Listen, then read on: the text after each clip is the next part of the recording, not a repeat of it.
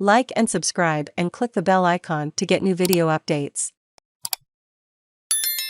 Sam Burns goes back-to-back at Valspar Championship, Palm Harbor, Florida. Sam Burns has been a great putter for a long, long time. Few would know that to the extent that Davis Riley would. The PGA Tour rookie has been going up against Burns for more than half of his life.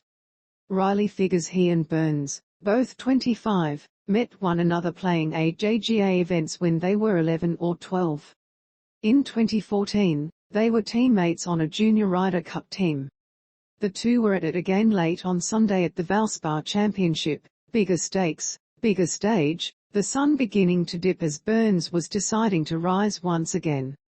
He does that on the second hole of a playoff after the two players tied in regulation at 17 under 267. Burns buried a curling, 32-foot putt for birdie on the treacherous par April 16, his ball barely catching the left edge of the hole and tumbling in the backside. Riley's last-ditch chip for birdie scooted past the flagstick, and just like that, Burns had successfully defended the Valspar Championship that he won on Innisbrook Resort's Copperhead course last May. Burns shot 2 under 69 on Sunday, his 8th consecutive round in the 60s on the daunting Copperhead. Riley recovered from an early triple bogey and shot 72.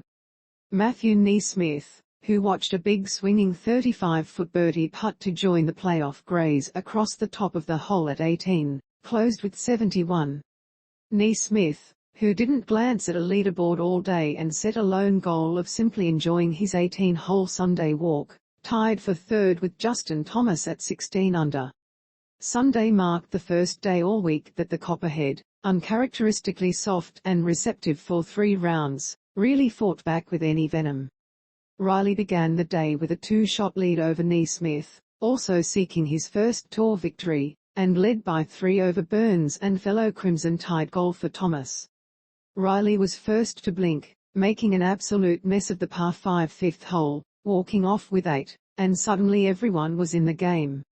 At the 5th, Riley drove it left, chose to play his second shot way left, and hit the next one heavy and up against a tree, prompting him to declare an unplayable lie. A roasted pitch, a poor chip. It added up to your basic nightmare. When it happens while playing in the last group on Sunday, it runs frame by frame in super slow motion. Riley tumbled 3 shots down the board, to 15 under, and suddenly the lead was handed to 3 players at 16 under, Burns, Thomas and NeSmith. Give Riley credit. He fought hard. He birdied the difficult par March 17, 5-iron to 6 feet, to tie Burns and had a 15-footer on the 72nd hole to win outright. The slick downhiller barely trickled past the edge of the hole. I wasn't rooting against him, Burns said, describing his emotions as he stood and watched Riley settle over a potential game-winning putt. I just wanted one more chance to have my say. When Burns got his next good chance, he didn't miss. Last spring's victory at the Copperhead, contested in a later date, was his first on tour, and now he counts 3. Burns moved to number 2 in the season-long FedExCup standings and to number 10 in the official world golf ranking, up from 17th. He became the tour's 4th multiple winner in 2021-22, and the 2nd player to ever win back-to-back Valspar Championship titles, Paul Casey.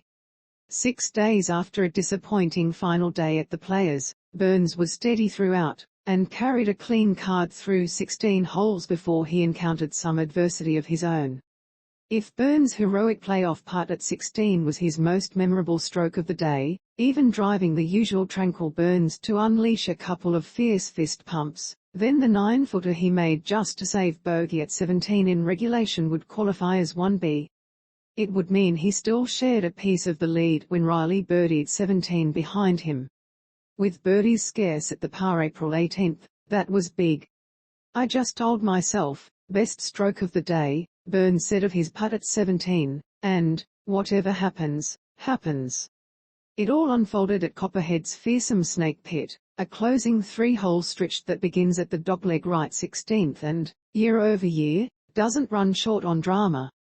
That hole pretty much kept Burns from securing his PGA Tour card in 2018, when he was 21, as he made triple bogey in the final round and slid from T3 to T12, missing out on special temporary membership.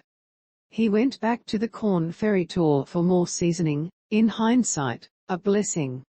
Last May, Burns made a clutch birdie at 16 set up by a laser-like 7-iron, giving himself a 4-shot cushion for the homestretch.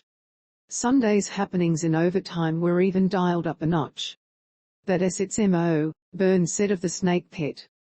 It comes down to some dramatic finishes and crazy things happen on that stretch. So to be on the good side of that last couple years is definitely something that I don't want to take for granted. Thomas was seeking his first